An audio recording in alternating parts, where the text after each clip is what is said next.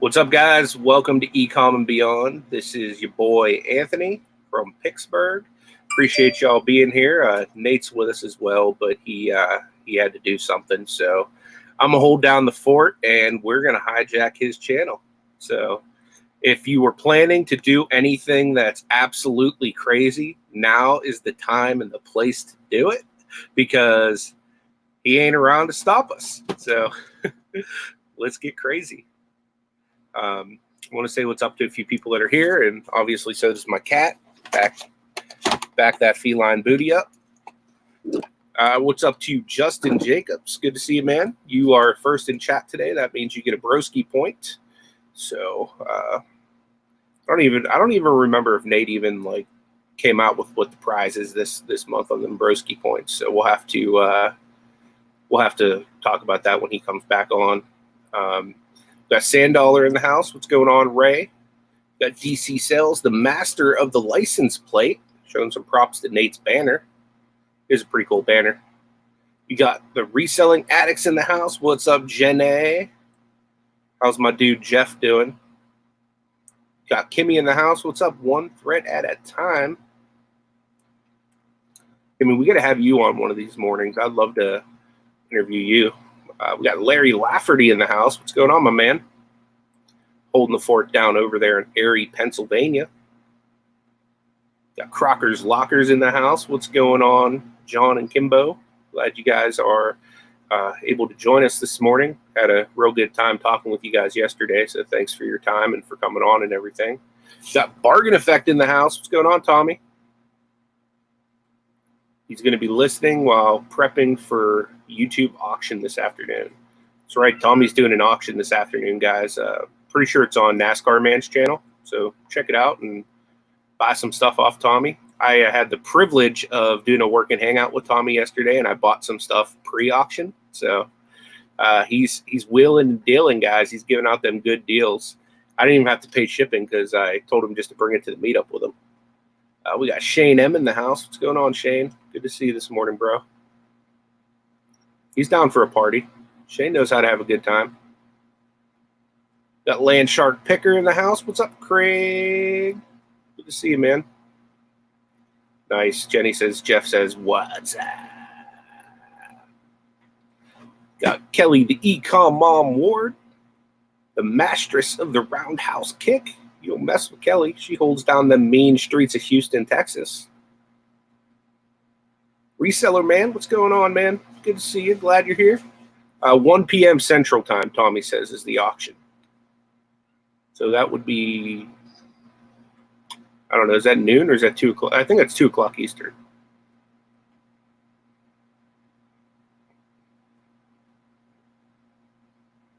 Who else we got with us? That's everyone I see. If there's anybody else in the house, feel free to say something, and I will be glad to greet you. And my cat is straight up crawling through my stored items, not my inventory, but my actual I have a tiny corner of my basement that I actually let my wife have for storage, and literally the entire basement is inventory. But he's crawling up. I have this chair over there that we didn't have room on our dining room table for, and I have it covered in a plastic bag, and he's scaling the inside of it like a crazy cat. Oh, that sucks, Kelly. She said she made the mistake of drinking coffee late yesterday and couldn't get to sleep last night. Yeah, I feel you there. That sucks. BK Vending and Flipping. What's up, Matt? Good to see you, my man. Got Siosa Cells in the house. What's going on, Lisa? Glad that you're here. Tease Flips. What's up, Tracy? Good to see you today. So today, the Bearded Wonder didn't have time or wasn't able to come up with a topic. But luckily, we have awesome viewers out there. And Diane Matthews sent me an email that I got this morning that had a topic. And I wanted to honor her in using that topic today for the show. So the topic that she came up with is, what are you challenging yourself with? And that can be reselling. That can be something in your personal life. That can be YouTube, content creator wise. What is it that you are challenging yourself with? For me, myself, I'm challenging myself with daily videos, which has become a real grind since I have like no videos in the kitty like I normally do. So I've been like on the daily grind for months now, and it definitely is trying at times, but by the same point, it's fun to do YouTube. So I'm definitely challenging myself with daily content for the channel. Also challenging myself with doubling my first year on YouTube as far as subscribers. I want to get to 2,000 by the end of the year. So got like another little over 700 to go before the end of the year. I think it's definitely doable. As far as eBay goes, I want to double what I did last year as far as sales go. I want Amazon to be like on and humming. I want to kind of streamline that. I want it to be something where I can, like I said earlier, just order stuff in. Not that I'm going to stop doing RA or any of that stuff. I plan to continue doing all of that. But I want to make sure that I don't have to rely on chasing things. I want to be able to just have that like taken care of, so I don't have to worry about it. As far as like Mercari and Poshmark, I just want to keep plugging along there. I want to make sure that I'm consistent with cross posting. I want to make sure I do at least maxing out what my Vendu account will let me do per month, which right now is 125 listings. So right now I think I'm at like 70 something. So I still got 50 more that I can do before the 30th, before that flips over for the next month. So that shouldn't be too difficult. I can probably throw up 50. If I were to sit there in a day, I could definitely throw up 50. If not, like maybe 10 a day for the next week should be to my limit. So I'm not like in a huge rush being that I'm at that limit right now, but I definitely want to make sure I'm continuing to cross post and drive sales on the other platforms as well. For my personal life, I've said it in the beginning of the year when we were talking about resolutions and everything, but one of the biggest things for me is I just want to live a healthier lifestyle.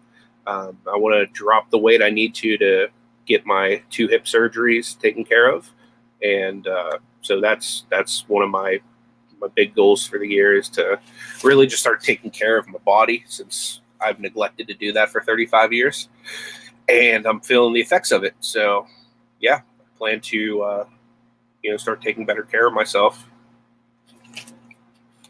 So those are kind of like my personal business and YouTube goals. Nice. Crocker's Locker said, forgot to tell you, being on the show yesterday must have been in luck. Sold $220 worth of China after the show. That's awesome. Hey, what's up, Mike? Vintage Toys and Treasures. Glad you're with us. Bluegrass Picker. What's up, Anthony? Amy's in the house. What's going on? Good to see you. So let's see. Got some. Oh, look at that beard. The beard is here. Hi, everybody. So my kids, they turned my thermostat off in my house last night, so I'm a little cold. I had to fix it. That sucks, dude. Sorry, guys. So we got Kelly. Her challenge is getting ready for her black belt test in May. Added another platform, Grailed, to her business. That's awesome, Kelly. You'll have to let us know how Grailed goes. That's one of the platforms I haven't even ventured into yet.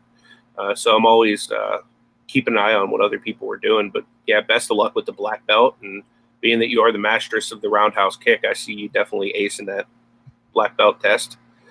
We got Tommy, the Bargain Effect. His biggest self-challenge is not buying anything till he has just everything listed that he already has. Yeah, dude, as a reseller, good luck with that one. That's like putting like a fiend in like a crack house full of like mounds of free crack and saying, hey, don't smoke none of this till you detox completely. That's a terrible, I guess, way of looking at it. But, coming from the background, me and Nate do, it's kind of where my mind goes. Yeah, as a reseller, though, that's one of the hardest things, is not buying stuff whenever it's available, especially if you see stuff that's like worth money. Let's see.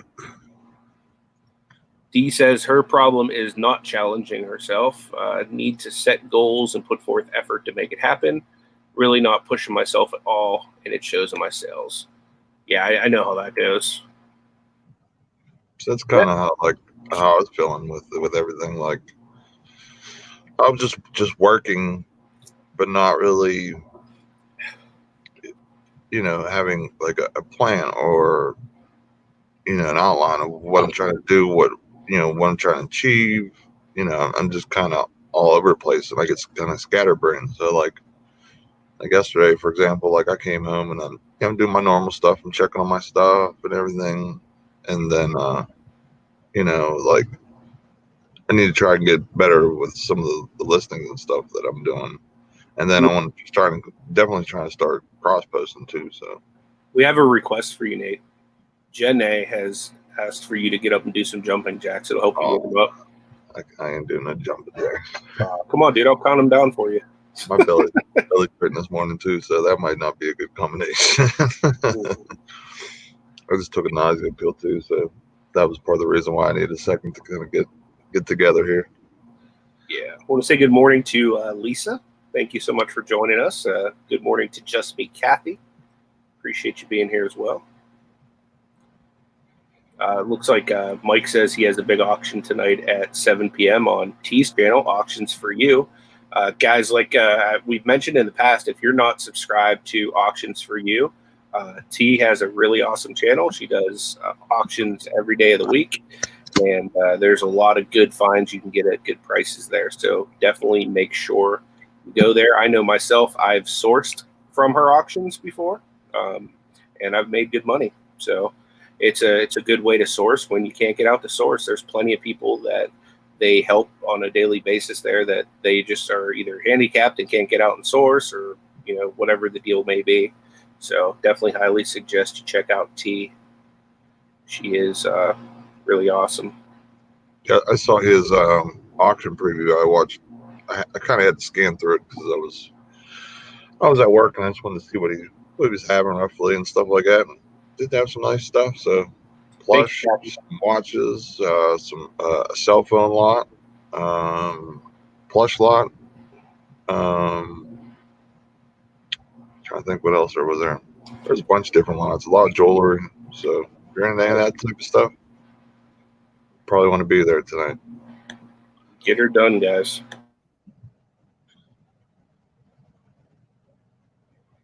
Yeah, I agree, Shane. Definitely. And Kathy came out with the link. Shazam.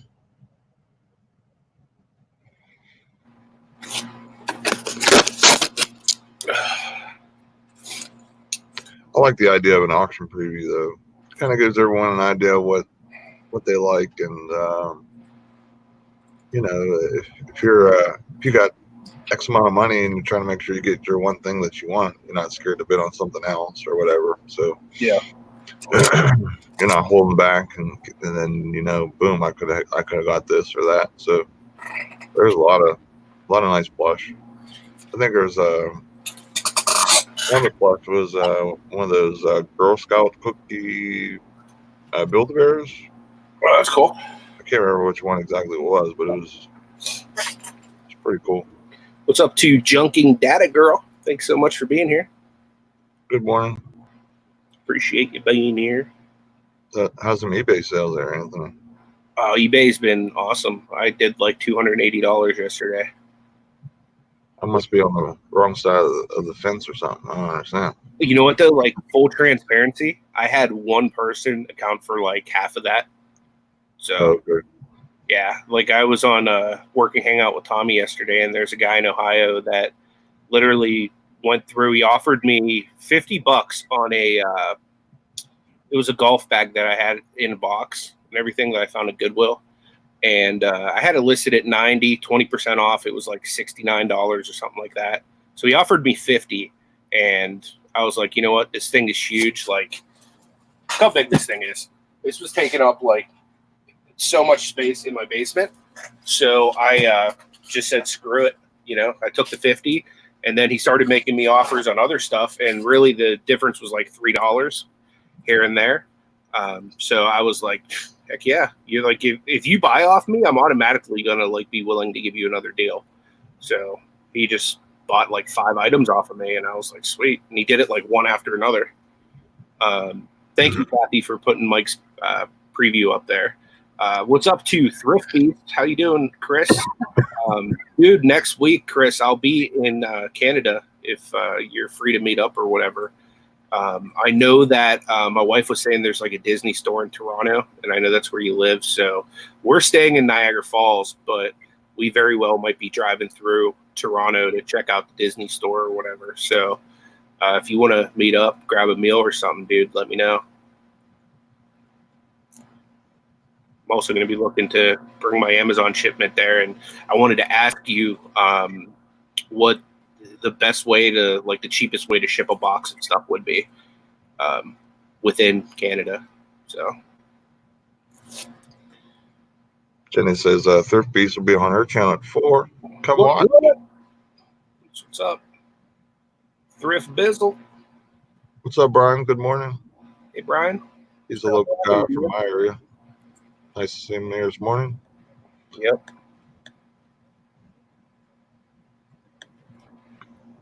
Yeah, I don't know what's going on with eBay with me right now. I gotta really look deep and figure what's going on. I'm probably gonna do the end and sell sell similar thing. Yeah. To get some listings boosted or whatever, because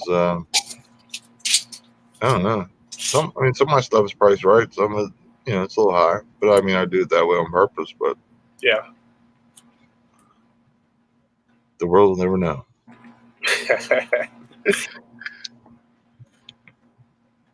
Yeah, no, my pictures have been a lot better too because my setup is a lot better. Yeah.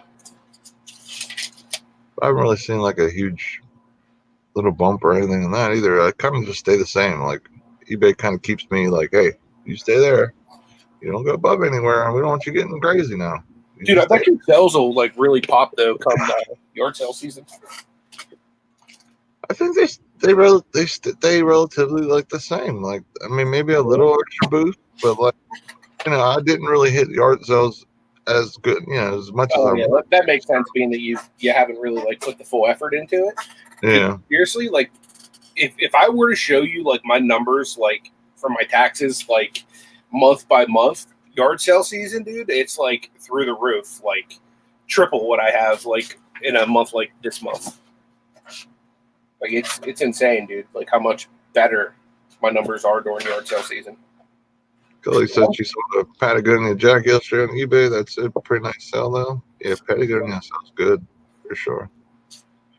Blue Rhino liquidation. What's up? What up, Freddie? How you doing, homie?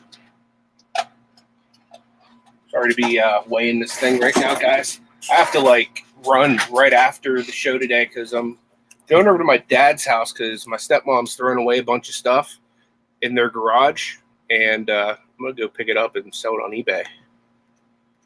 So I gotta like be there at like a little after noon, and he lives about 40 minutes away. So Kathy said that Mike has a bunch of preview videos on his channel. So if you want a real close dive into what he got, check it out.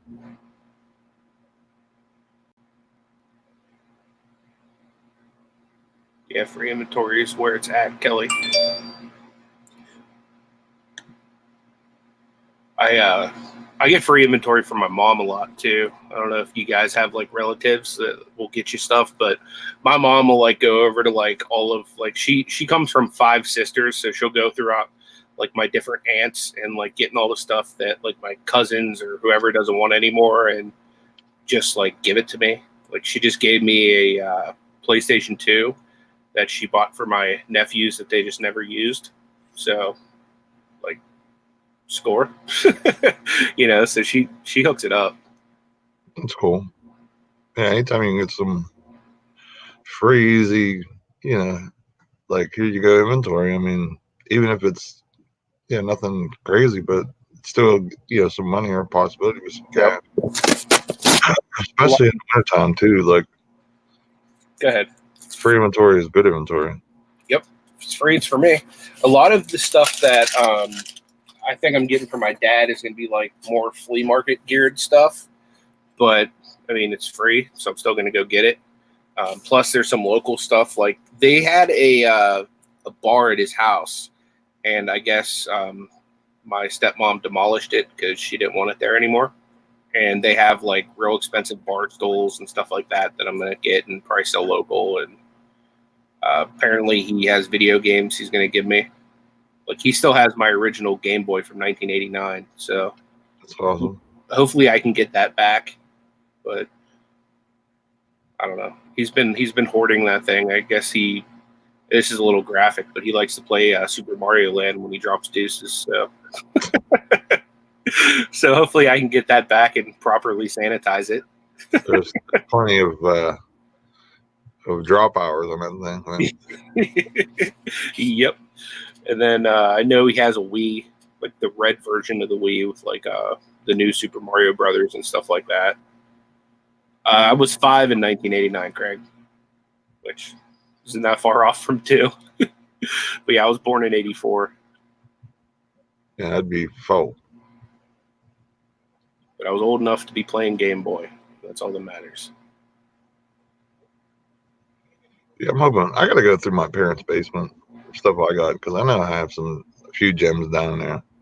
What's up, Country Picker? What's going on? What else is it? Yeah. Anthony Bluegrass Picker. Congrats on 500, man. You got there quick, dude. What's up, Kent? Kent Dago.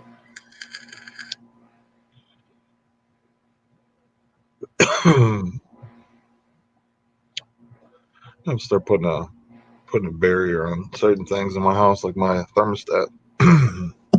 Those darn kids. I think everything's a toy. They probably thought it was an iPad. You're sounding old now, man. Those darn kids. Stop my lawn. Don't step on my grass. Paul Gates City Picker in the house. He'll be on the show tomorrow. So make sure you guys come out and show support for him. Alabama Thrifter. What's going on, my man? Veronica, good morning. No Money G.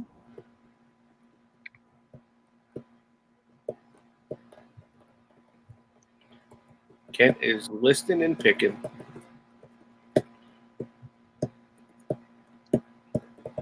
You doing a Amazon order today? Nah. You're kind of waiting to build it up. Yeah, I still want to get a few more things before I start to put the order together. My stuff got accepted, received yesterday, so I love that transfer time. See if I had any sales today. I needed it. My inventory was kind of looking bare. Yeah, I bet.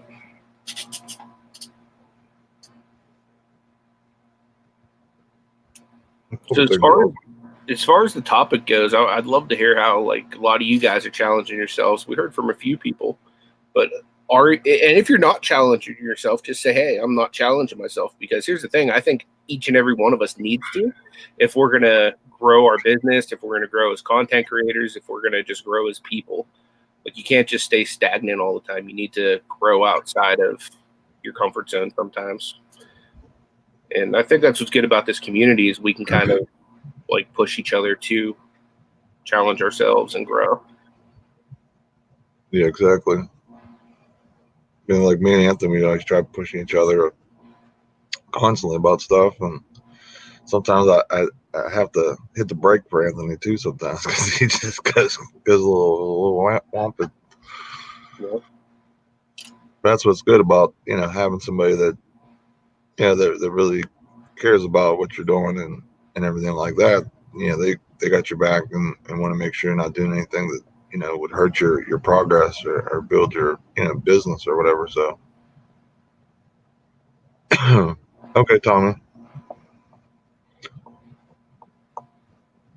Yeah, Jenny, a lot of people were mentioning the years they were born. That's what they were doing with the years. Mike says, I challenge myself to make it this year, to really make it this year and become a better reseller and make money. Yeah. Yeah, I hear you there, Justin. You've been through a lot lately, though, man. So definitely don't beat yourself up about it, and just know that I'm always here, and there's a lot of people that are always here to support you if you need it. What's up, Elo? Good seeing you, man. How you doing, buddy? Another PA person in the house. Yep. Football as well over there in good old Johnstown. Yep.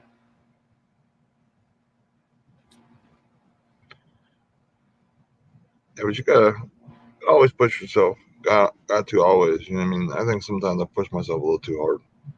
That's why sometimes I feel like I can't get healthy right now. Like I feel good for 2 days, and then next thing you know, I'm like I literally feel like I'm sick again. Yep. I hear you there, dude. I probably should try and like take Thursdays like a more of a personal day and just kind of kick back. I would. Probably Like, what dude, like you burn the candle at both ends. Apparently, at some point, you're gonna run out of candle to burn. Yeah, I was up till 2 or 3 this morning. Morning, D. What up, D?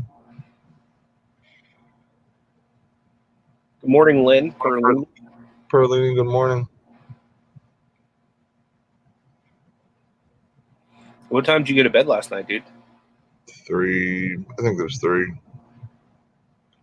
I'm working always with like 5 or 6 hours sleep, so I got okay amount of sleep on my normal, but probably should try and get it close to 8. But that's the problem. Like I can't sleep and lay for a long period of time. You know what I mean? Like it's weird because like if I go lay in my bed, I'll wake up and I'm just like sore all over. Like someone's literally like just like stomped my back out like something like crazy. You know what I mean? So I have to. Most of the time I sleep in like sometimes I pass out right here. Sometimes I pass out, up in my living room because it's just easier to sit up and sleep. And you know, I guess I just need to find my happy like medium, like in other words, you know what I mean, where it's not killing me, but I'm definitely putting the time in because I have to put some amount of time every day. You know what I mean? Like even if it's like an hour, you know what I'm saying? Because I can do the minuscule things like check and see if anything's sold, of course, and check shipments to make sure they went out and if they got delivered and blah blah and transfer cash and all that type of stuff. I can do that anytime. It's I got to get this area definitely more organized and you know um Morning, David. Good morning, Dana. Thank you guys for joining us. Tommy said hit him up if you're up late because he's up all hours of the night. He said we'll go live and see who else is up. Cool. I don't know, man. I go to sleep. I do nothing. I'm like a dead a dead well when I go to sleep.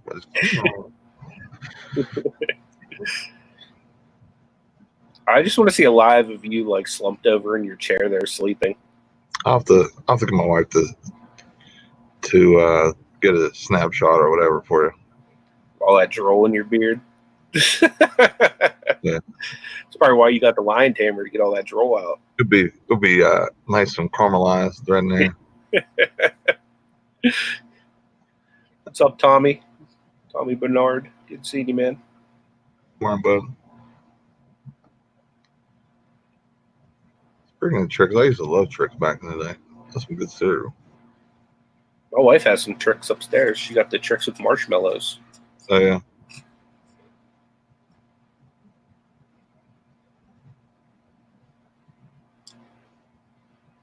Oh, Mike, that's nothing, man. You should see what all I do to work. I break down trucks and everything, man.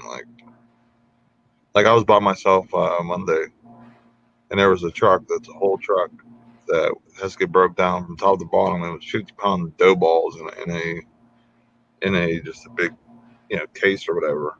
And literally I had to like throw like 400 cases and restack, that much. And then I had to put all that away or whatever. That put my back in some serious jeopardy. I was sore that day. Hey, Wendy. Dude, that's probably why you're perfect for helping me with storage units, because you're used to like packing trucks and unpacking trucks and doing all that stuff. Yeah, I was talking to somebody yesterday, and I was telling them how, like, I'm kind of, like, I have herniated disc in my back and a bad knee, but I kind of learned how to work smarter, not harder on my body. You know what I mean? Where I'm able to put my back and myself in better positions, like just situating things better. Like working based a lot up above like my waistline. Not a lot of bending over, because that put a lot of strain on my back, especially with the heavy stuff. So that's one advantage I have versus some of these young whippersnappers I work with, and I'm able to really do okay. So you just did another old man thing, young whippersnappers. I know I'm old. Philly Pickers in the house. What's up, dude? I'm 35. I'm starting to go down. Starting to go down the hill now, I think. Kenton was asking if you wear a belt, Nate.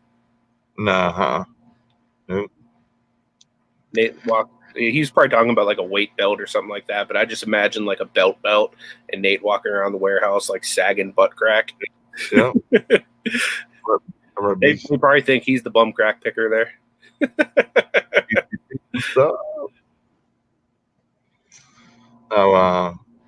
what's it called? Yeah, I mean, I don't know. I guess because kind of the way my stomach is, like, I don't know, wearing one of those just doesn't feel right. I don't know. Elo says he's 36, so he's old too. Dude, I feel old too. I feel like I'm in my 60s, dude, just from like how tore up my body is. It's crazy. But I feel like I'm young at heart. David wants to know if anybody's up in Lansing, Michigan. MSU visit in a few weeks. That's cool. I think Mom is up close to that area. She's in Kalamazoo. I don't know where Lansing is in relation. I don't know Michigan all that well. I know like some of the spots or whatever, but I don't know like where on the map or anything. Tommy says he's got a pack. He'll be listening, but he's not here unless Kent says something to make him look. I'm pretty sure that's challenge accepted for Kent. You want to look back about 25 to 30 seconds. Kent said you should wear it under your shirt, Nate. Well, that's what I've tried to wear. Like I tried to wear like a weightlifter's belt. Tried to wear one of those, and I tried wearing those ones that like have like stretch, that really like go really, it's like that like nylon material or whatever. And because I'm fat and the way my belly hangs out, like my belly don't hang out like anything crazy, but I have like I don't know if it's really what it's called, but my dad says I've done that disease or whatever. My stomach kind of hangs over a little bit, so like that's what's part of the reason why like I have a little bit of back issues too. Like, there's no shame in having a gut flap, Nate. I've had one since 1984. I'm pretty sure I came out Mom Duke's sporting a keg out the door. I was an 8 pound something baby Jesus. Jeff says to put on a singlet, Nate. I'll let you borrow mine. What's like spandex thing the wrestlers wear. Yeah, pineapples. I don't like it. I'm gonna have to look that up. Neoprene. Well, the show can continue now that you're back, Paul. You're the most important listener / viewer that there is. Mac Man is here. What's up, Mac? The same around. I see the name is definitely falling too, so that's pretty cool. What's up, Eric Bischoff? Spandex. All spandex. Yeah. I'm gonna wear all Paul spandex. Says you need a man girdle. I'm gonna go to the meetup with all spandex. I might just show up in my wrestling gear and just like make everybody throw up and eat us in at the buffet. We'll definitely clear out the buffet. We'll be starving. Kent says you need some belly spanks. I'll have to look up at neoprene. I don't know what idea what that is. It's probably something crazy in my life. What's up, Greg? No Money G. I don't know how like our shows always deteriorate to us talking about crazy stuff. Crazy Pittsburgh. Like gut flaps and spandex and normally farts. It's like a bearded thong, Kent says. Hey, and to flip it, good to see you. You've joined us at a very disgusting part of this show. Yeah, I mean, maybe this would work. Here, I'll show my screen. Maybe this might work. Maybe something like these. Maybe. I don't know. It just, I guess it depends. I mean, the nylon one's kind of, I don't know. I literally feel like I'm getting squished like a I was bug. expecting for you to put some funny, Nate. I'm disappointed. I'm serious. I was literally waiting for like Borat to come up in his like banana hammock No. for you to just be like, "It's nice." What's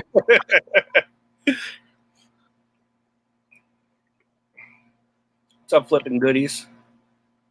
Right, flipping goodies. My job can just like go over there for a while and just keep sending me that cash though. Just stay over there. Yeah, well, that'd be nice. They would just pay you to like not come in. I have before. Lisa, number 99C, is in the house. She's an MSU grad. Ooh. Isn't that the college of the good old Le'Veon Bell? I believe so. Little fun fact. Sports trivia. Oh, man. Yeah, Nate, you need a day off at the spa, Dana says. Could you see Nate like exfoliating his beard at the spa? Dude, Had, it would like, be seaweed so wrapped around it. Dude, I should make a video like me going to the spa and like their reaction and just seeing like this bearded, like dry skinned, like monster walking into there. That would be awesome. Dude, my skin is so bad because of work. Like, Dude, we should get together on a collab and just do like really like crazy weird things all day. We could do like Ferris Bueller's Day Off, and we could just run around and do all kinds of stuff. dude, Ferris, that movie, they did awesome stuff. They went to parade. I know. We'll do Nate Dismera's Day Off. I don't think I have any of those left. I think I might have one left, I think. Hey, Thrifting Lounge. Thanks for joining us. Enzo Flip says, every day hustling. In all seriousness, I've used those belts on my back. Bad back days, they really help, but they're not the most comfortable. Yeah. See, if I would wear it, I'd be wearing it the whole, the whole show, like the whole time, like. And then because I bounce back and do everything kind of like. That's what I'm saying, Mac. He says, get your beard in braids or cornrows. I want to see Nate get like the Allen Iverson, like crazy cornrows all over the place, like on his beard. I could do that. Not right now, but I can throw a couple in real quick. You know what else would be cool if you like made it look like Viking braids too? I'll have to get like a Viking hat. Yeah, you'd be like Flavor Flav. That's crazy that I can do that. It just looks like I don't even know. It looks like two cones on my face. You know, it'd be cool if like you braided him, then you like twisted him up and like made him do things, like braided them into shapes. Yeah, I do like handlebars off to the side. My wife can definitely braid. So. There's Alex coming in with the Flavor Flav. Dude, that would go viral. I feel like in honor of Alex, we need Fergie singing the national anthem right now.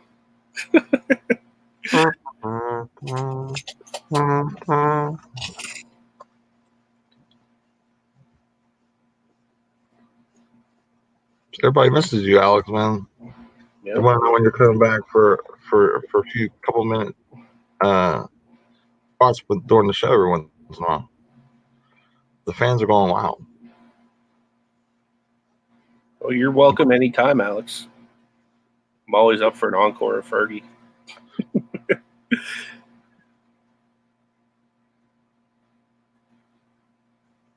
And at the flip, it says you need to watch Vikings for some unique beard styles, Nate. I like Vikings. That's a really good show. I like that show.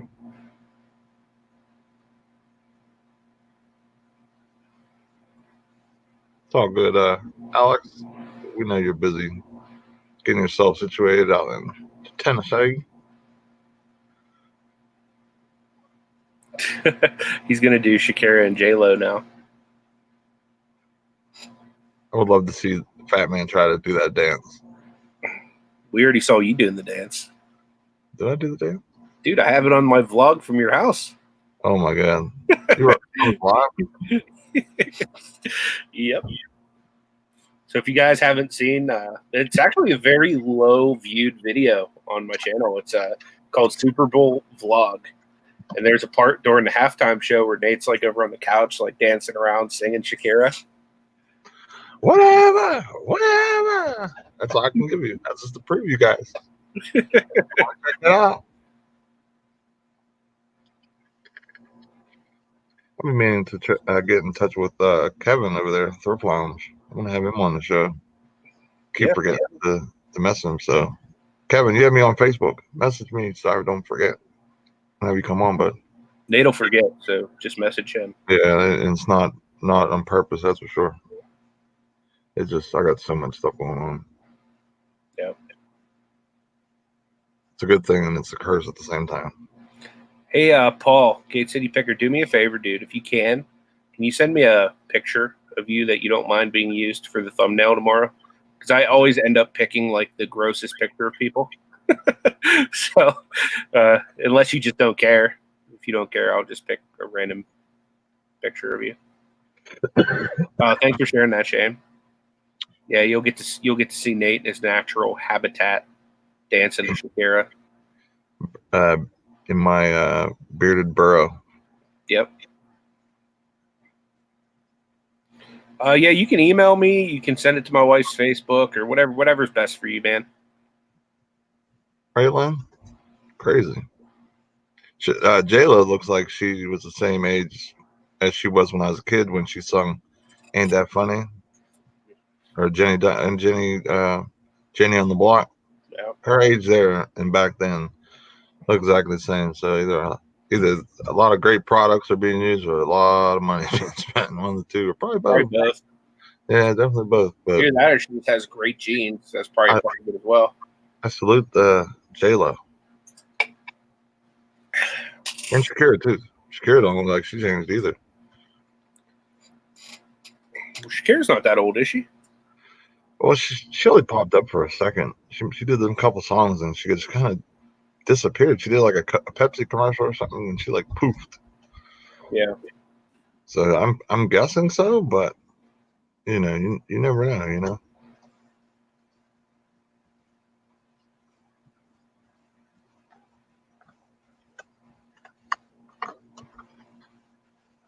Hot Mess Stretcher says, I don't know if I'm awake enough for this topic today. We're off the rails. Hold on, grab your seatbelts, folks. Put them suckers on. It's gonna get bumpy. Really? Shakira's in her 40s? Really? Guess that. Huh. I would never thought. I was thinking she's probably younger than like me and Nate. Yeah, I thought I would have been older for sure. Kathy says J-Lo is 50. She definitely don't look 50, that's for sure. Yeah, I figured she was something like that. But not because of the way she looks, but just having a general knowledge. She was a fly girl in Living Color, so right. Yeah, that was like 30 years ago. That was so early in her prime or whatever. Like, yeah, that was when she like broke out. Was from that show basically. Oh, Perry, he's doing a drive-by.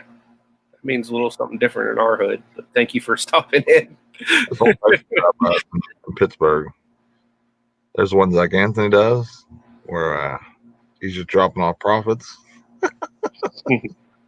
Little inside joke, which you guys might know if you watched the video of of that one beginning of that one video me and him did at the bins. Wow, Shakira is 43. That's crazy. She definitely don't look it. Get out of town. I would have never thought so. Ken said they had too much clothes on. That's a very good. That's I figured Ken would say something toward those terms. I was very into the dance moves. That also means something different in our hood, Terry. He says I can only come in for quickies on the work. But thank you for stopping in. Definitely appreciate it. Yeah, we appreciate it, Harry.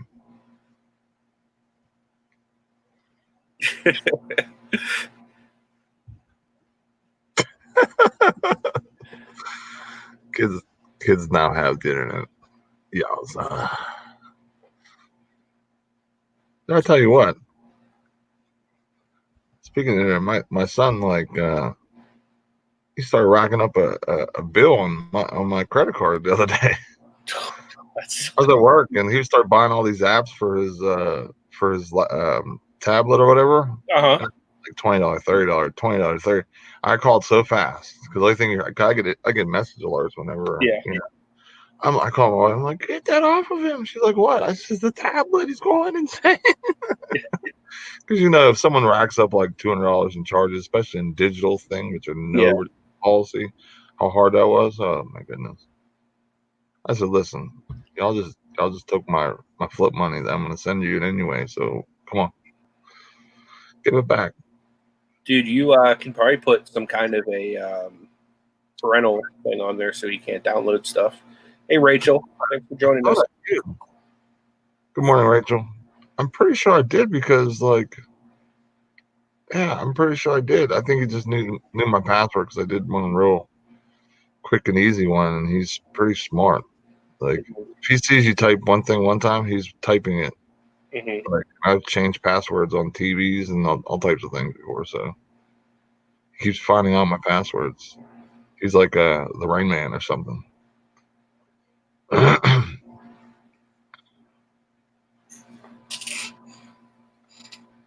Alex says, Kelly, that's just the way our Latin culture is, hot and spicy, full of flavor. They were actually pretty covered up. Yeah, I'm sure it was a little hot. It's getting hot in her. I should have got more comfortable at least. That's awesome, Rachel. She said she's finally got eBay taken off, 3 to 4 sales a week so far. Good. That's great for you being so fresh to the game. Yeah, like with eBay, it's sometimes sporadic. You know what I mean? Like you just got to keep plugging away and keep adding listings and just keep doing what you're doing, and the sales will come. You know what I mean? They'll come. Just run sales if you can, and just make sure you're pricing things right, and you should be in good shape. Nice. Gordon Goody said, did a survey last night for eBay, and they paid me $100 for 1 hour. Anyone else get that message to do the survey? Kent said he got $250. That's awesome. Yeah, I didn't. I don't. If I got it, I probably just deleted it or whatever. Where was this at? In the email? I don't know. But I either didn't get it or I just overlooked it. Because I would have done hour for $100 for sure. I don't want to work late an hour just do that. Yeah. What in the world? Maybe they don't want to hear from the beard. They're probably like the stupid Amazon guy. Like he hates us on YouTube. I'm like, no, I don't. I love you. Come back. You may come back. Blame it all on the beard. Oh, that's messed up. Alex said he did the survey. They didn't pay him nothing. That's messed up, Alex. You better go knock on some doors. That's awesome, Rachel. She said she got her son to start an eBay account. He's made 3 sales on the first day.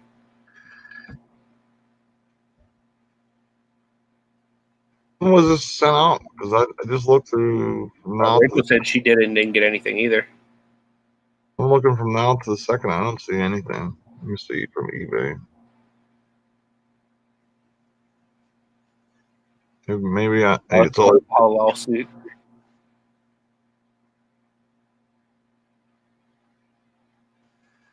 Okay, Dana says she did the survey last time, got 0.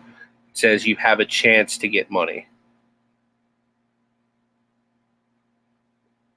never mind. I don't want any pineapples. I don't like it. I can't find it anyway. Okay, so Flippin' Goody said it was about 2 weeks ago. I think I did remember seeing something about a survey, and I was like, heck no. Rachel said it popped up when she signed in. Yeah, I'm pretty sure I did see that, and I just kind of clicked it off. At least they value some of our time, I guess. Give us some money. Yeah. If Kent got $250, that's awesome. And $100 is cool too from Flippin' Goodies got. So.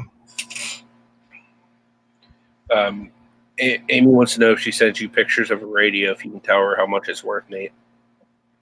If you send me pictures, I will do it right online or live if you like, and we can all put our 2 cents in. So send them on over. Make sure you get the model number too.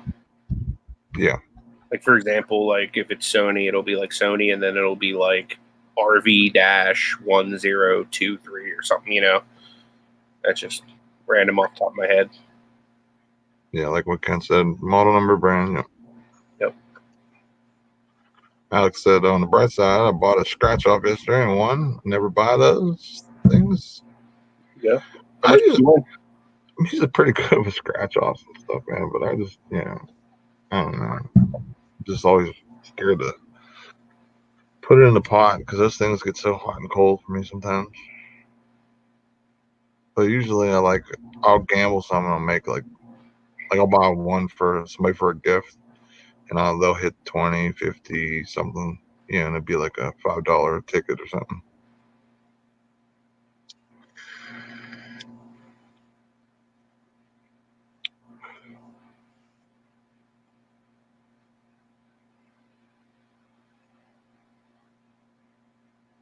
Rachel says, what's up with all the scammers on eBay anyway? Just stop from getting random text me please messages.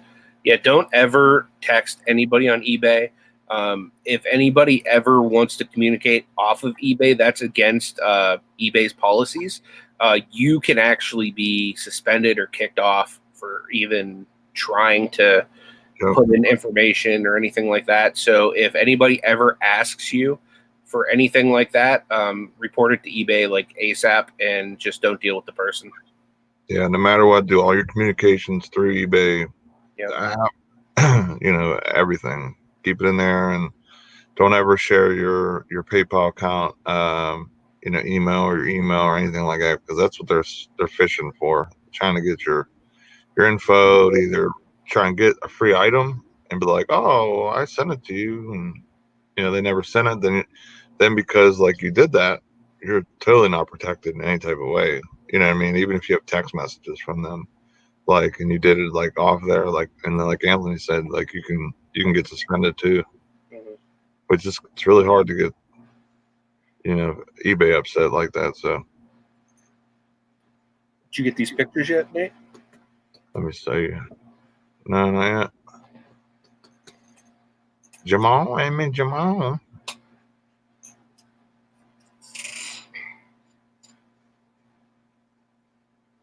You're welcome, Rachel.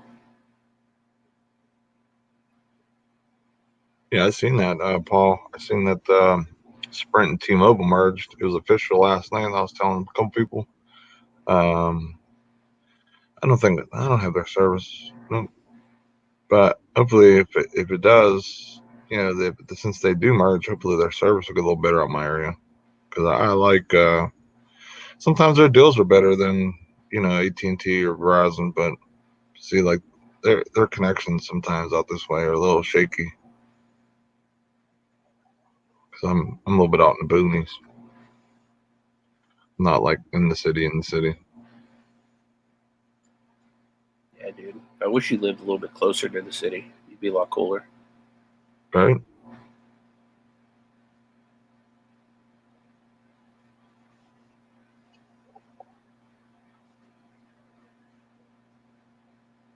You're welcome, Rachel.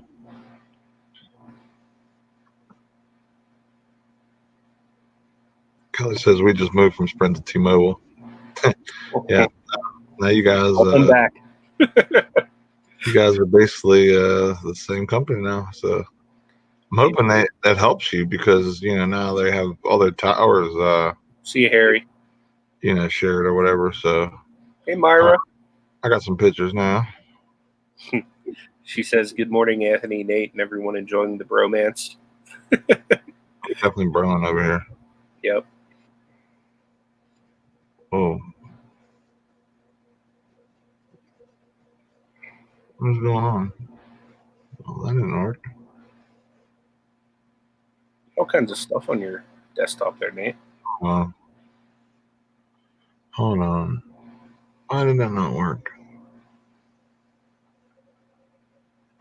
I might have to save the messages or the pictures first or something. That's weird. Dang it, Nate.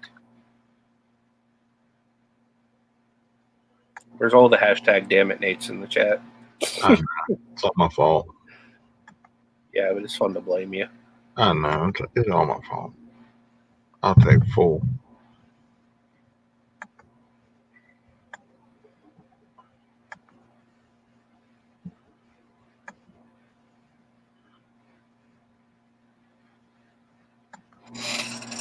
I might have to send these to you, Anthony. I don't know why it's like acting weird.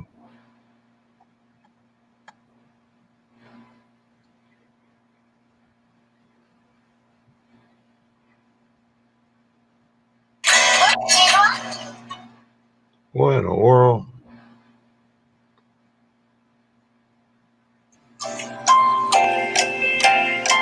Oh, I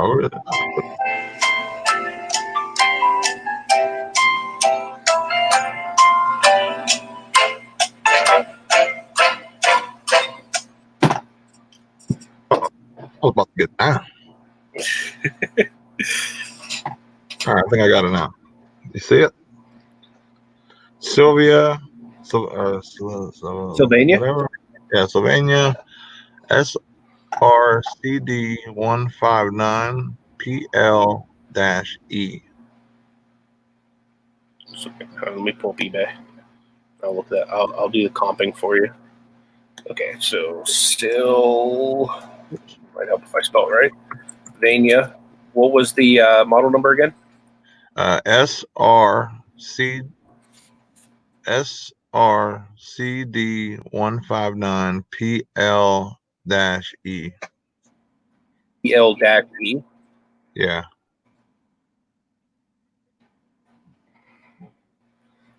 Okay, so we have one here for $34.99, and that's the only one listed. Let me check the solds.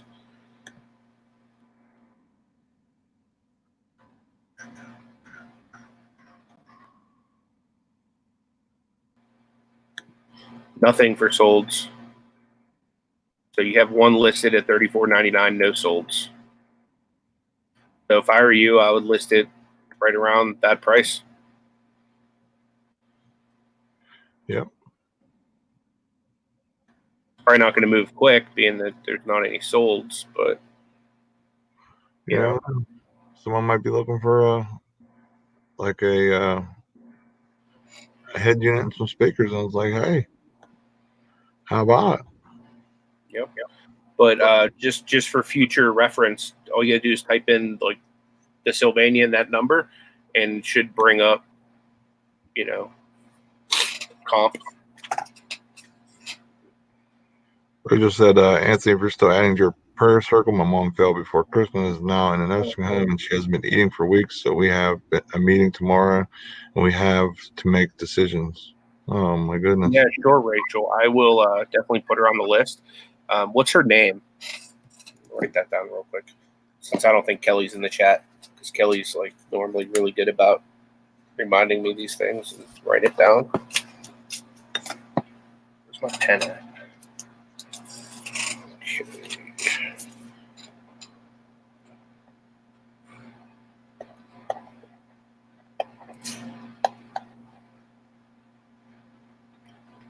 Jan. Okay.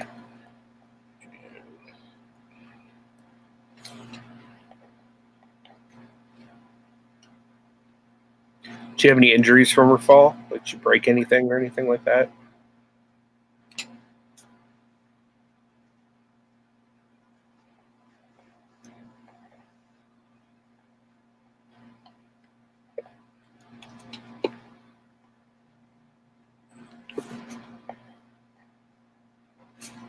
So that's so hard, Rachel. I've been going through the same thing the last couple of weeks.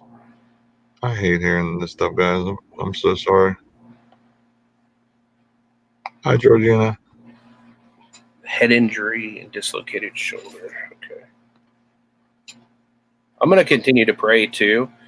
But if Nate's cool with me doing it on his channel, I'll pray for her now. Yeah, go ahead. Yeah. I just finished writing this down. Okay, so Lord, right now in the name of Jesus, I come before you and I lift up Jan to you, God.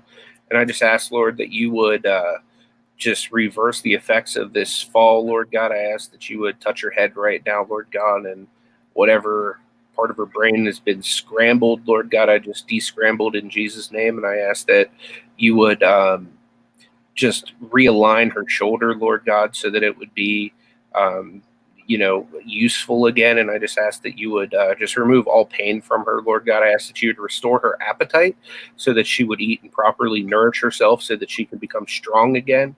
And Lord, I just ask that you would touch her from the top of her head to the soles of her feet, Lord God, and anything in her body, Lord God, that is injured, that is hurt, that is not the way you designed it to be, God. I just ask in Jesus' name that you would heal her right now. As the Bible says, by your wounds we are healed. So, Lord, I declare right now that she is healed in Jesus' name. And I just thank you, Lord God, for the fact that you love Jan, that you have not left her or forsaken her, and that you love Rachel too, Lord God. And I just ask right now that you would just move in a miraculous way, God, in Jesus' name. Amen. Amen.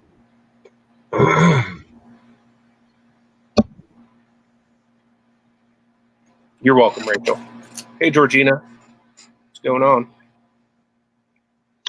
Paul had said something. He said, anyone get a message from PayPal to not switch to manage or eBay managed payments because it will impact your ability to get and pay working capital loans.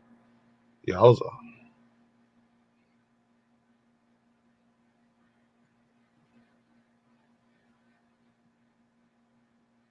Did you just recently try to go to managed payments, Paul?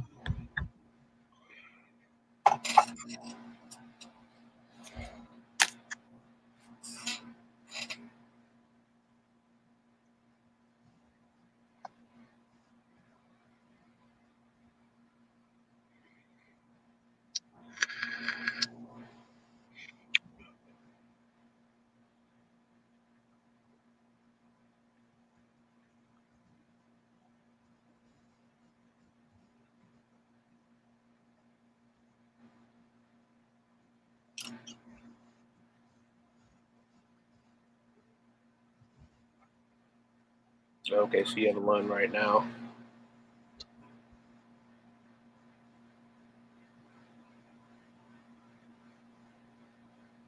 Yeah, I have a loan right now too. Mine's pretty close to being paid off, though, thankfully. So I'm trying to decide whether or not I'm going to go for another one, especially knowing that managed payments is on the horizon. Amy, why is your PayPal is frozen. Let me try to open up mine to see if I have any issues with it.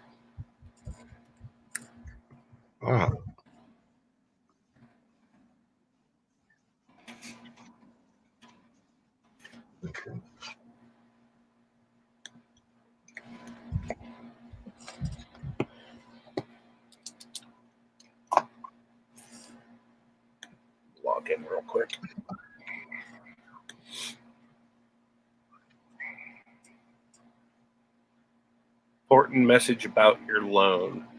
Yeah, this is probably what he's talking about. Let me screen share real quick.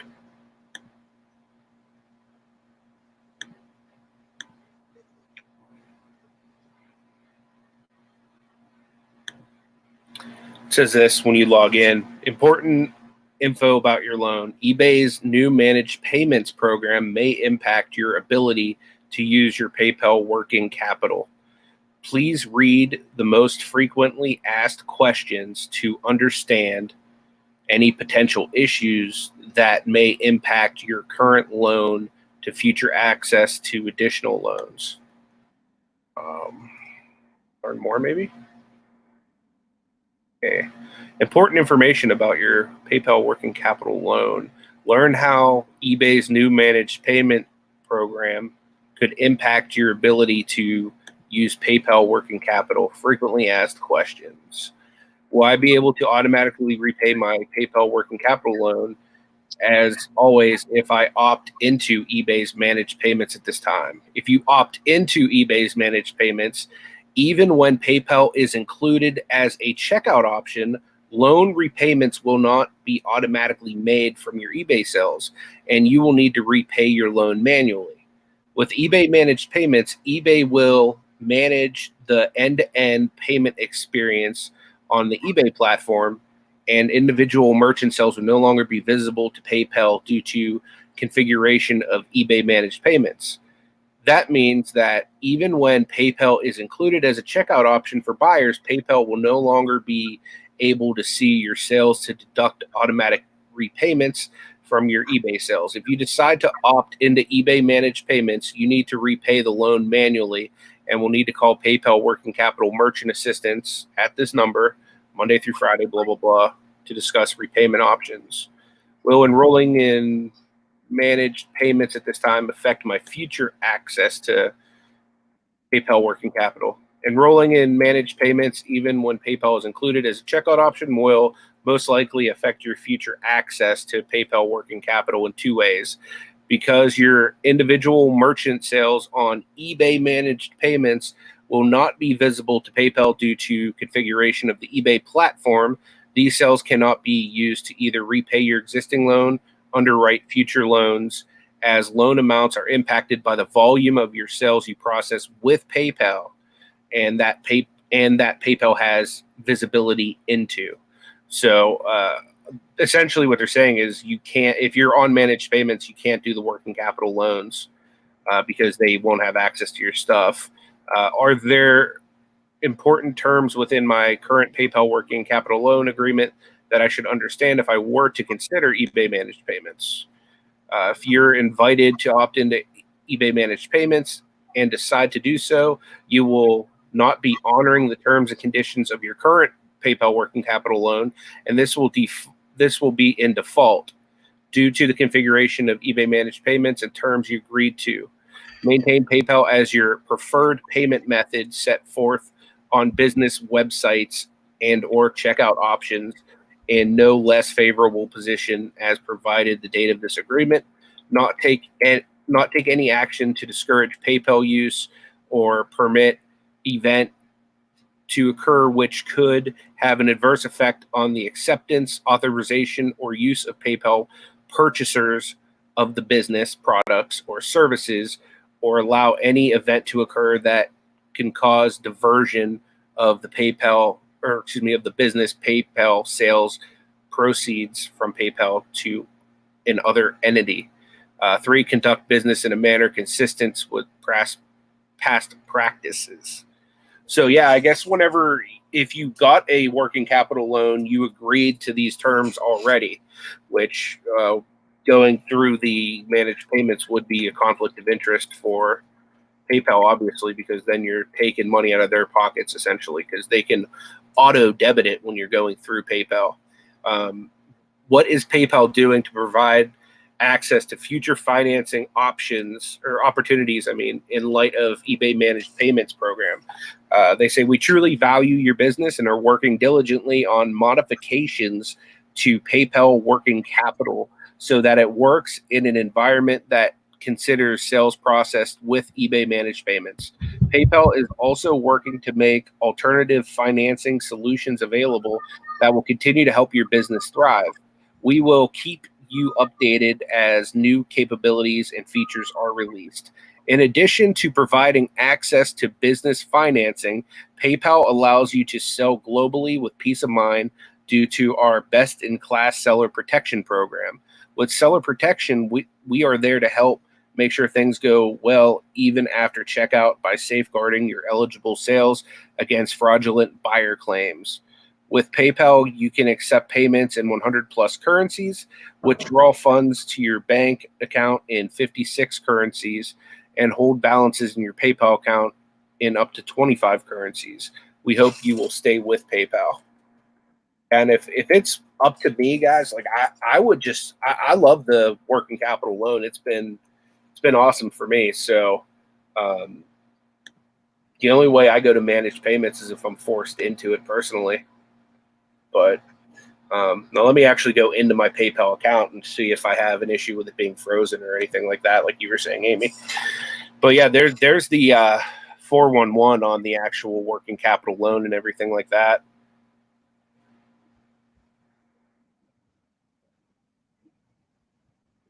Yeah, I still owe $500 towards my most recent capital loan, which that shouldn't be a huge ordeal. That'll be paid off in like a month or two. So before we're forced into managed payments, I should at least easily have my loan paid off. But it just sucks knowing that managed payments could prohibit me from being able to get more loans in the future, because that's the best way to scale your business, is being able to have access to capital, and PayPal offers you that.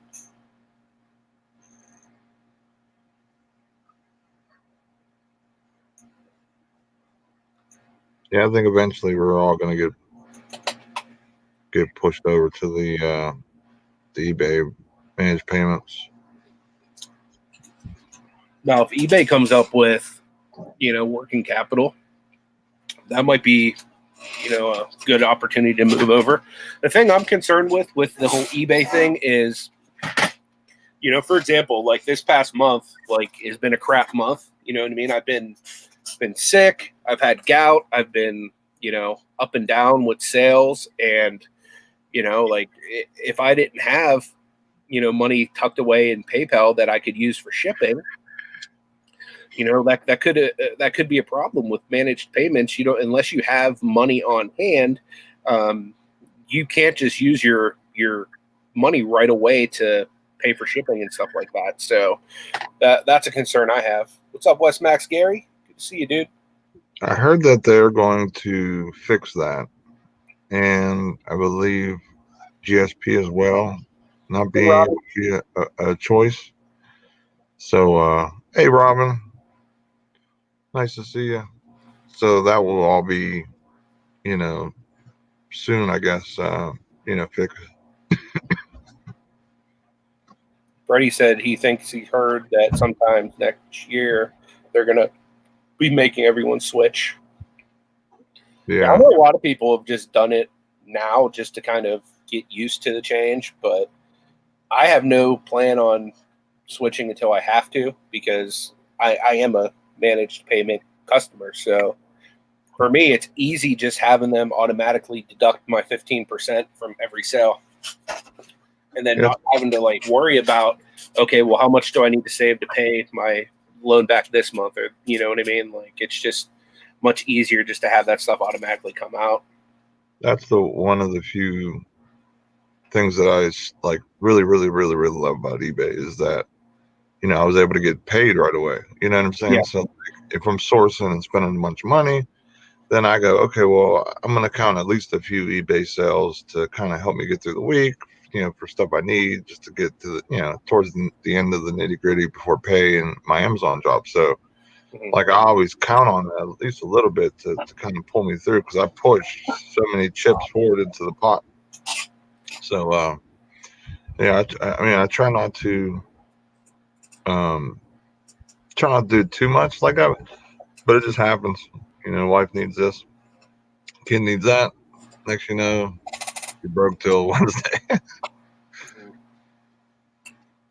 Hila says 15% is hardcore. I've been there, done that. It's actually not that bad, Elo. And here's the reason being. Like, for example, the last loan I took was $2,000. What I had to pay back was $2,365. So $365 is essentially what I am paying them for giving me $2,000. I chose that on the higher end so that I'd have a lower payback rate. So they're not actually getting 15%. Like, for example, if you were to pay 15% on a credit card, that'd be like raping you over the coals. They're just taking 15% of every sale as repayment. You know what I mean? So, for example, if I sell something that's like $100, they'll just take $15 back towards my repayment. So, there's different ways to choose. I was okay paying a little bit more, like to them for the loan, just to have a cheaper payback rate, because I didn't want to like stretch myself too thin, as far as like paying bills and stuff go. Hey, what's up, Jacob? Good to see you, man.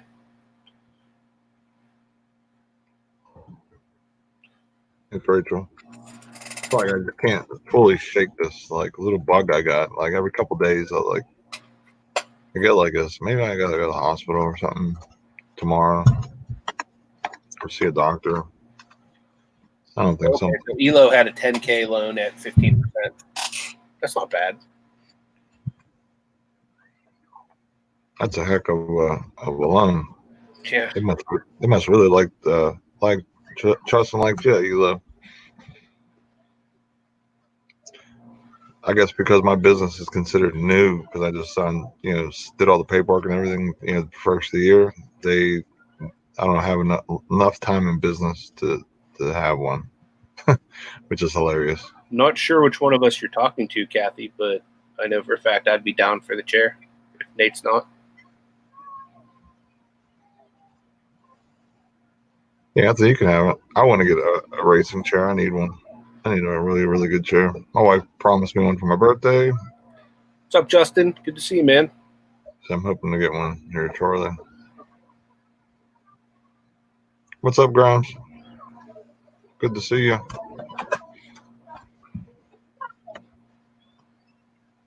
Rachel asks, what's the average percent of fees I should expect from sales and PayPal? Okay, so with PayPal, you're actually going to be paying a little bit more in fees, because PayPal and eBay both take fees. So that's a little bit of a reason why some people do like the managed payments, is because you do cut out the secondary fees through PayPal. So I don't even know the exact percentages, to be quite frank with you. Do you remember what the PayPal percentage is, Nate? I think it's to the 2.5% or 3%, 3.5%. Yeah, I mean it's nothing like major, but it is cheaper. I think it's 2.5%.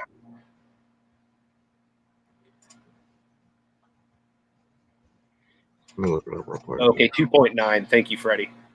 I was He right in the middle. said actually you don't cut fees with managed payments. What is do they charge you, I guess, more fees through managed payments then, I'm guessing? Oh wow. So Freddie says with managed payments they charge you an extra 2.7%. That's crazy.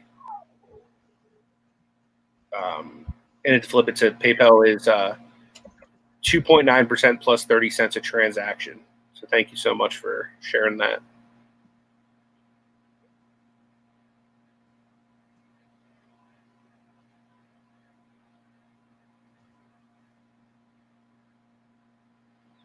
Yeah, I knew it was like semi-minuscule. I just couldn't remember the exact quote, and I didn't want to tell you the wrong information. I knew it was in that. Looked it up.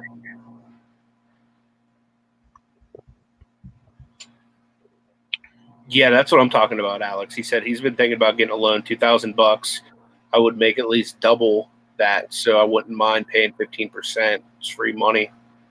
As long as you're buying right, Mm-hmm. or your plan is to use it correctly, loans are fantastic. They're a shot in the arm, to get you really rolling and really, doing what you need to do. Because a lot of us, like myself, I'm strapped for cash, all the time. I'm running down last penny, and then payday comes, and boom, here goes my money. So, I want to get to the point where I don't have to like dig so deep, so I can be more like an opportunity based thrifter. You know what I mean? Or just whenever I see a deal online or whatever, I can just grab 100 or whatever. You know what I mean? Um, so if the percentages are right, you know what I mean. If it's something that's low margins or possibly could take a little time to sell through, or at least sell through to get your investment back, or at least your minimum payment, I would stay away from it. But I'm sure Alex has a really good plan up his sleeve, so I trust what he has going on. So Eric was asking, how do you know your profit margins if you don't know your fee percentage? For me, it's simple because they automatically just take it out. So what I'm making, it's not like, for example, if it's like $30, they're automatically going to deduct it to like 29 something. So I factored off of the 29 something I factored off the money I'm getting, not the money that's like actually coming through. Because if, for example, if I were to count it as $30 each time, then it'd be wrong. So I factor in everything off of what I actually make, minus the fees and everything like that. And says, I disagree. Reselling on someone else's dime is a huge risk. It can be. But if you have a plan in place that or you have a certain opportunity where it's going to be a quick flip, and it's going to be a decent return. I mean, you can't really go wrong. It also depends on your buying power. Like, Kent, you could have considerably more money to spend than other people. Like, for example, like whenever I took the working capital loan, here's essentially what mine did. And you have to spend smart if you're doing it. Like, if you get the working capital loan and you're just a moron with it, or you don't invest it properly, like say you take a loan and you use it to go like on vacation or to like buy something for your house or something like that, then obviously you're paying out all this money, 15%, it hurts. You know what I mean? But here's the thing, like I took mine, I invested the full amount into good inventory. It paid for a week-long sourcing trip to New England, and it also paid for me to take my wife to Disney. So for me, that was a win, So, and I didn't pay for any of that out of the money. The only thing I used the money for was just inventory, and the money I made from that inventory came back, and the profits paid off the trip, paid off the Disney and everything like that. Yeah, like Ken says, like plans, you can't deposit plans. I agree with what you're saying, but sometimes you just find opportunities that just are right there. Like you can go get it. And I've heard people going and getting a like money off their house or whatever. I can't remember what it's called, like refinancing their house to go buy something, and then basically made like $250,000 profit on that investment because they took a risk. I mean, it's all a risk, but if what you're doing is sound and you trust with what you're doing, it could be a great opportunity. Like for me, for example, like if I would go get a loan, there's no way I would get more than say, like for me personally, like I'd probably say $5,000 would be the most I probably would get, because I know no matter what, in 2 months I could just pay that back with just Amazon deposits or whatever. You know what I mean? So I'm able to pay that off quickly. So this way the interest rates are, the interest is not a lot and everything else. And then I can get my, chances are if I would get that, it would go into Amazon, and then I would, just be able to flip my product that much faster and have that much more inventory in the warehouse. So out of curiosity, Kent, have you ever gotten a PayPal working capital loan or anything like that? Because I'd be curious to hear your experience if you had. Because like literally, like you pay a flat amount to receive whatever that is, and the repayment rate is just at whatever percentage you set it at. So it's actually pretty easy to manage. And I'm super unorganized, and it's been easy for me to do. But it all depends on what your spending power is. I mean, dude, you could be balling compared to somebody who's newer in the game who's trying to scale their business. You know what I mean? You can't be scaling off a little onesie twosies all the time. Yeah. You know what I mean? You know what I mean? Like what inspired me was Justin over at RBA Flips when he had that big Funko Pop buy at the yard sale, and I was thinking, damn, if I were to come across that, like Justin made hand over fist on that, I would have never been able to take advantage of that. So that was the reason I went and took out the working capital loan, is so that I could take advantage of larger buys like that. And it's really helped scale me to where I could, get into Amazon and have money to, go and source the right inventory. I'd be able to, travel and pick up items that I wouldn't have access to regularly. But then again, it's different for everybody. You know what I mean? If you're a smart picker, you know what to buy, and you know the good items that are worth investing in. It's really hard to lose on something like that.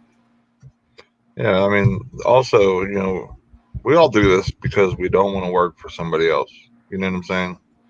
So if I would ever do that, it would be on a very, I mean, it all has risks. No matter what you do, you have a risk. But you can take, ones with that, 90%, chance of success rate, basically, or whatever, depending on what you're doing. So just being able to, if all fails, how can you pay that back? How long is it going to take to do? I mean, and all that comes out too is how your payments are broken down. Mm-hmm. Are you gonna pay $1,000 a month and pay it off in say 5 months for $5,000 loan? Probably not. I mean, most people usually keep them for 6 months or a year, because that's usually the best thing to do, because that shows history of that on your account and everything. So that just helps you in the future if you would ever have to expand, or maybe you're buying out a company, or maybe whatever. So it all helps you. So it just being able to really trust your gut, and do something where it's very it's a very good chance it's going to be a success, but also have it so that you have a back way to pay it. Like, don't take out $100,000 loan, and and you're buying properties all over the place or whatever, say, and then you don't have money to fix them. You know what I mean? Then you're just paying taxes. So just have a plan. Just really do what you got to do. That's the other thing. Like, we're not saying do this because we've done it, because Nate hasn't done it, but I have. You know what I mean? Like, I'm not saying this is the way you scale a reselling business. I'm just saying this is the way that it's helped me scale things and afford things I can't afford. You know what I mean? Like, between flights and staying on property at Disney and everything, I probably spent about $4,000. And keep in mind, I only took out a $2,000 loan. So, like, the money I made off of that, I probably made out of that $2,000. I probably made at least $6,000 or $7,000. So for me, it was worth it. But for other people that aren't good at managing stuff like that, don't do it. If you don't have to take a loan to be able to afford the things that you do, don't do it. You know what I mean? Like, if I would have had the capital, because like I started my business cleaning out my basement. You know what I mean? So you're only going to make so much money cleaning out your basement, and then I've rolled that into flea markets and just kept reinvesting every week. And, I didn't have thousands of dollars to be able to go and drop on things. I might have had like $200, maybe $300 I could spend a week. And that was like it, stretching myself. So that was the reason I did it. But again, that's not for everybody. Right. And I'm not saying that you should do it or anything like that. I'm just saying it's worked out positively for me. We all have different business models and different things we do. We're all different. I don't think there's anyone here that really can say we are the same. You know what I'm saying? And that goes for the loans too. Like, there's a number of reasons why maybe it doesn't work for this person, but it'd be fantastic for this person. You know what I mean? Or this person can do a smaller one because maybe they're not as good with it, but they have a really good shot at what they're doing. Or maybe they're awesome at dealing with loans and paying stuff back, where they're really responsible and they have a long tenure business where they have the history to do these things or have done in the past. And it's all about, sometimes you just got to take a chance. I'm 35 years old. I want to be hopefully full time by this year, maybe next year. You know what I'm saying? And if a bank right now would say, here's 10 grand at a low rate, I would run with it right now. Run with it right now. Yeah, for Because sure. I know that I would have a really high chance of succeeding, because I have things in place to help me with that. You know what I'm saying? Where I'm able to scale and things. You can't just, grab the money and you just really do garage sales and stuff or whatever. And, you have $10,000, you know what I'm saying? Like, not a lot of people can spend $10,000 in that much time, and then you're paying all the interest on it. So, You know what's crazy though? Any other business outside of reselling, most people do have some kind of loan or some kind of startup capital behind it. almost everybody. This is one business where you either have, a lot of us do the working capital loans or some kind of loan, or a lot of us don't. And there's no right or wrong way to do it. But like most other businesses, there is some kind of debt or overhead, associated with the business. It's a nice thing about reselling is like really you can get into it without any overhead. So really, if I were to say if I have debt into the business, technically I have like $500 of that loan left that needs paid, but that'll be paid off within the next month or two. So then I'll be back to zero debt. Will I do it again? If it wasn't for managed payments, I probably would.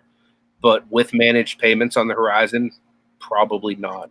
Just because I like the whole just automatically deducting it out of my sales thing. So I very well may not do it again. But do I regret doing it? Absolutely not. I'm glad I did. Like, honestly, I mean, because of how, your eBay set up, it's very high ROI, and everything else.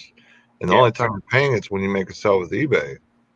If you're trying to use it, say, to pump up eBay, or, to do it in a different route, I'm not saying it has to be Amazon, but anything, you know what I mean? Like, that's not bad, because you're still, at the end of the day, you're still making profit, say 9 out of 10 times, because you're making more than 15% on an item.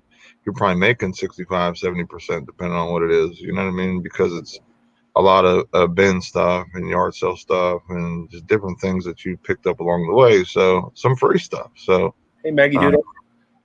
Joanna's asking, does managed payments hold your money? I'm pretty sure they do. Like I said, I haven't switched to it yet, but I'm pretty sure they hold your money from what I've heard other people saying.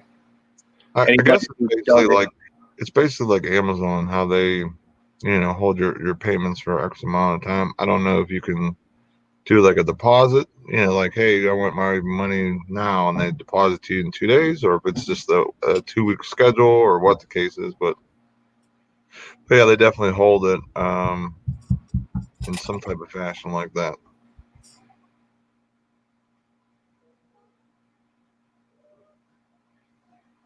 Okay, so Tommy says if I pay off my working capital loan before I switch to managed payments, I may do it one more time and manually pay it off. Yeah, I've considered that too, Tommy. I'm not 100% sure what I'm going to do.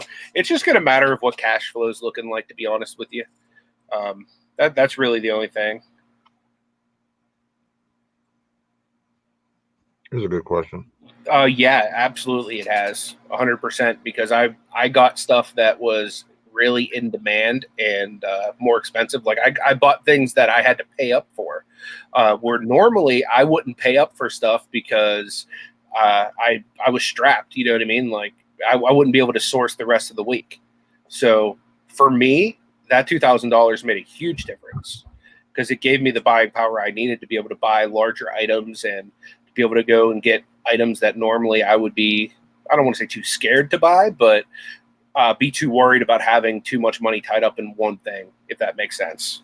So for me, it made a big difference. I went from having like $200 to $400 in my PayPal account to having, over 1,000 to 2,000 most most of the time in there. So yeah, it made a really big difference for me. Yeah, business. I mean, if you're doing these things, you have something, or you should have something that you want to go after, or you have an opportunity to get. I mean, you normally don't want to just get it and then kind of just, I got $2,000 in the account. You know what I mean? You really want to have a plan and start using that money as soon as possible to start making you more money. And that's the main thing. Make sure you're making more money, not, selling something and making pennies on a dollar. You know what I mean? Make sure it's a solid investment. So this way that, you're actually paying it off with the profit and still keeping that 2,000 in your cash flow, or 5,000 or whatever. For the most part, like, because in it to flip it just said you have the inventory, but have you had the sales? Most of the stuff like that I bought with that $2,000, I don't have here anymore. Most of the stuff here is just like random stuff that I've bought, like array or thrifting or stuff like that. Most of the stuff that I bought with that money is already sold, and it's sold fast. And that's what you want to do. If you're putting money on the line like that and you're going to take on debt into the business, you want to make sure that it's pretty like stuff that's pretty well sought after, that people are going to want. Like, you're not going to just take it all and go to Goodwill and spend $2,000 on stuff that's going to sit there for like a year to 2 years. You're going to use it on stuff that you couldn't afford to buy. That was my thing, because if I want to just go to Goodwill every day and everything like that, I don't need a loan to do that.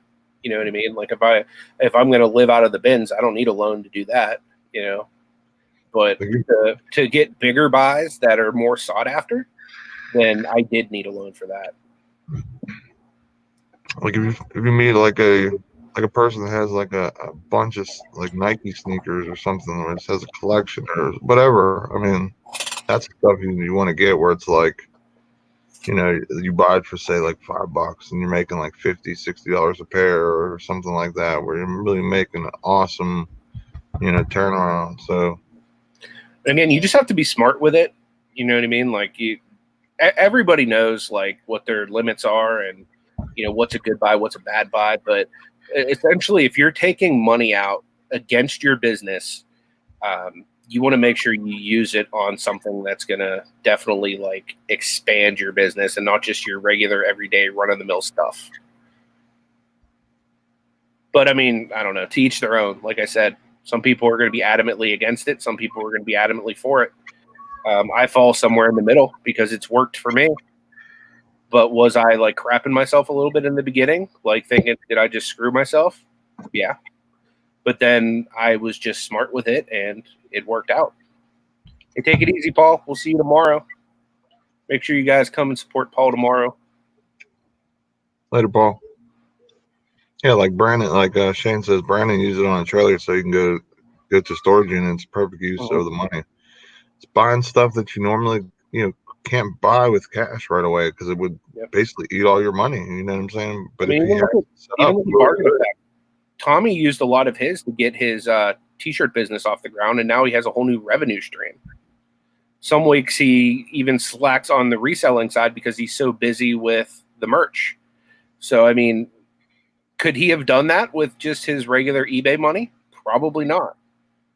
You know what I mean? So it's those pieces are expensive. And the nice thing about being a reseller is everybody's business is different.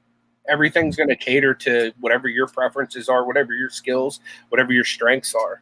You know what I mean? And all of us have a different amount of money in the bank.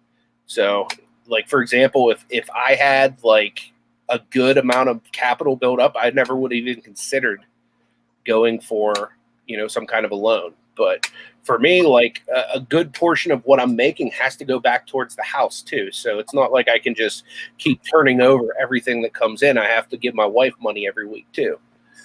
So that's, I got to be smart about it. D hits around nail on the head. Responsibility and self-discipline is key.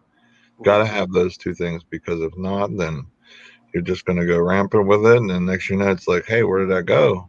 And then you turn around, it's like, here comes the first payment coming, being paid or whatever, because, or it might be just a regular PayPal loan. Then you make a sell, and it's like, geez, now it's eating my cash flow. You know what I'm saying? So guys got to be smart with it. I mean, like Anthony said, everyone's going to be different if they need one or whatever the case is. But at some point, if you're really scaling and growing, your business, like really growing it, and one day you want a warehouse. You know what I'm saying? You're not. Chances are you're not going to have enough money, stashed just to the side from garage sales to buy a $500,000 warehouse or $300,000 warehouse or whatever, or stuff like that. So Mhm. you got to, sometimes in life you have to take chances. It's just betting on yourself and doing what's right, and you will succeed. Trust me. Here was the biggest thing that the loan did for me. The inventory I was sourcing, let's just say, was an average of $10 to $30, like just with my regular money that I was making. With the PayPal working capital loan money, the inventory I was sourcing was an average of like $50 to $100. So even getting those sales right there was like a major boost for me, you know. And again, that's just buying power. You know what I mean? Like having more buying power rather than investing in 1 to 2 items a week. Now I can invest in as many as come along, because reselling is a very right now business. You know, yeah, the deals that come by. You know what I mean? Like if you're at a garage sale, that deal's not going to be there for you next week. Whenever you get a few more sales on eBay, right, so exactly. having Like the money when you need the money is crucial. you can get a big lot of anything on Facebook Marketplace or whatever, and you know how those deals go, where it's an awesome deal. It pending pickup, and you could be the first one to really mess with them, but your connection's slow or something, and boom, you miss out. So it's just all about having the opportunity to have the opportunity.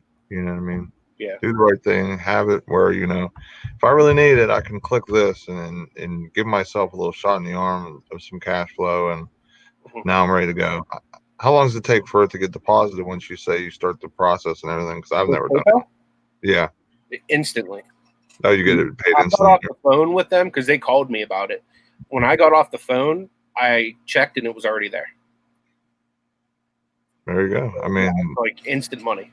Because we, yeah, we were sitting in the parking lot at Walmart getting ready to go grocery shopping. And by the time we got out of the car and I pulled up PayPal, I already had the money in there. So it's super simple and easy.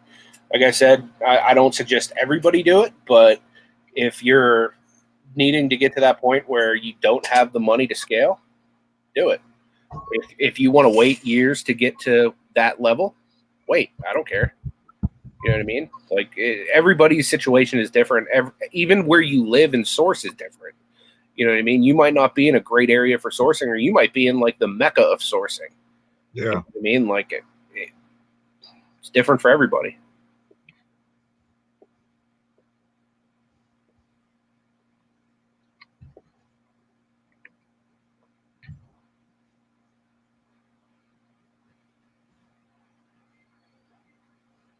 Yeah, Moronic Pest said they tell you a minimum you have to pay on the loan every 90 days, but it's easy to pay that minimum off of your eBay sales in a few weeks typically. Absolutely. I mean, I hit that minimum in a week with the 15%. So it's simple. Like I've never had the 15% hurt me as far as money I'm making in a week or anything like that. And I know Tommy's at 30% just because he wanted to get his paid down quicker. Damn. So, you know what I mean? Like, so you have your options, like you tailor it to whatever's easy for you to do. The whole goal with PayPal is they want you to benefit from it because they want you to do it. Hey, Thanks, thanks, Joe. Joe. I appreciate that, man.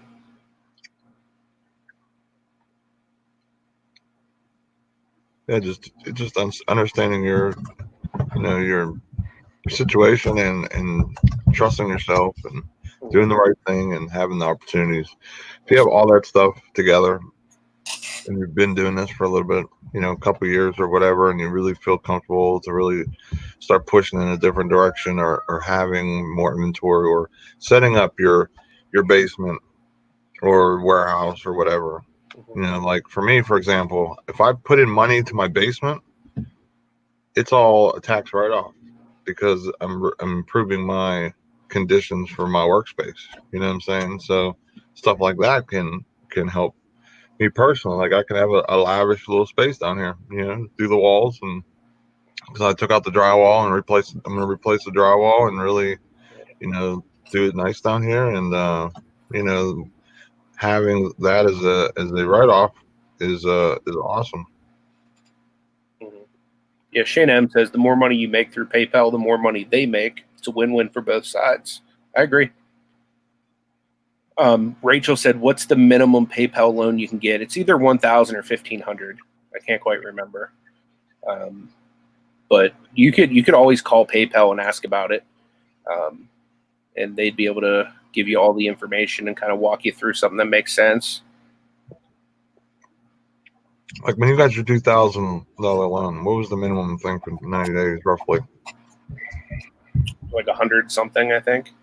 There's nothing major. I mean, if you really need the, the little cash flow push or whatever, for example, but I mean, like if you can't make $100 some to pay them back in 90 days, then you have bigger problems than a loan. You know what I mean? Like what type of sales do you have if you can't make that much? Is the percentage payback from eBay sales only, or is it from all PayPal? All PayPal. So, for example, if I'm doing a YouTube auction and I get paid through PayPal, it's going to take that into account too, and it'll be 15% of all transactions through PayPal.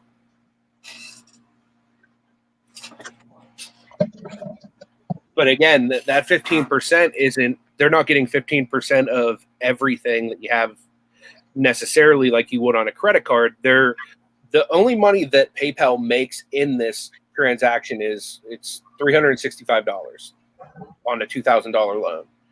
No more, no less. Just the 15% is the rate they're getting it back.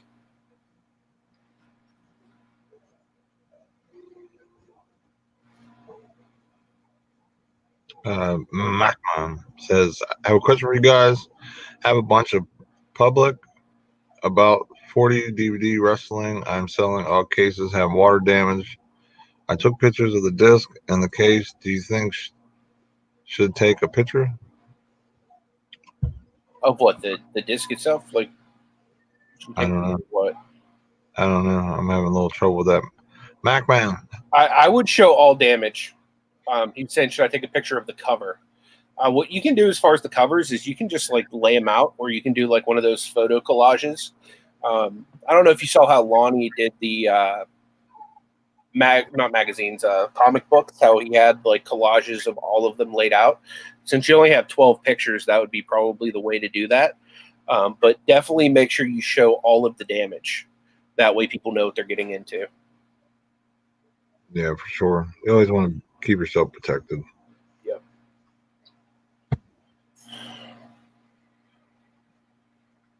Well, I think we're going to shut her down. It's pretty interesting conversation, open topic. Yep.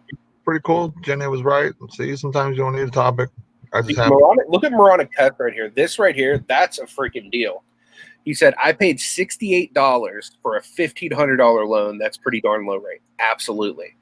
So if you could right now, regardless of what way you stand on it, if you could get $1,500 loan for $68, would you not do it? I would do that right now if PayPal was like, hey, $68, I'll give you an extra $1,500. Sure. I don't even care if managed payments is coming up. Let's do it, I wonder if eBay's like, this Nate guy, this bearded guy, he don't make enough, so we're not going to give him a loan. And a lot of that goes by like what your sales velocity is through PayPal. So that may be why. Like PayPal actually whenever I first started, I wanted to take out like $500, because I didn't know what the hell I was doing. I just wanted to get, startup capital, and I got a hold of PayPal because I heard of the working capital loan, and they were like, yeah, you don't have enough sales velocity.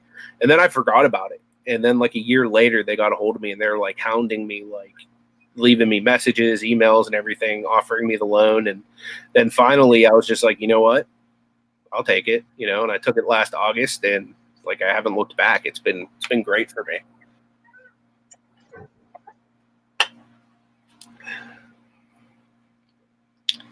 So I don't know. Yeah, $68. That's cheap. They don't. It's like almost to the point where it's like, okay, we're okay with giving us money as long as we get it back. You can have it. You know what I mean? So they're dealing with all of us companies and people who usually done this for more than a year. So Rachel says, "Do you guys know about Yep. auctions for you channel? Donna Belina about storage zone, so they don't pick through and look up. It's really great deal for resellers. Yeah, we always plug T. Yep. Oh, I tend to be in there a good Definitely bit. one of our preferred channels. Yeah, I mean, she has a really great base to for anybody who's looking to resell anything, lots, collectibles, etc. She's really nice to deal with and everything too. So just message her or go on one of her lives, auctions for you, and say, hey, I would like to be on your show, so on and so forth, and get yourself a little auction action, or you could just go buy some stuff. I know Mike has a pretty decent, bunch of lots he's doing from Virginia Toys and Treasure, so make sure to check that out too. So, Yep. but the time has come, and the show can't go along much longer. So, see you guys later. Check out Dee's channel, 12 o'clock. It's in about 8 minutes. Go show Dee some love. Tell her Pittsburgh and the bearded guy Yep. sent you over, and have a fantastic day. And don't forget, get that money. See you guys.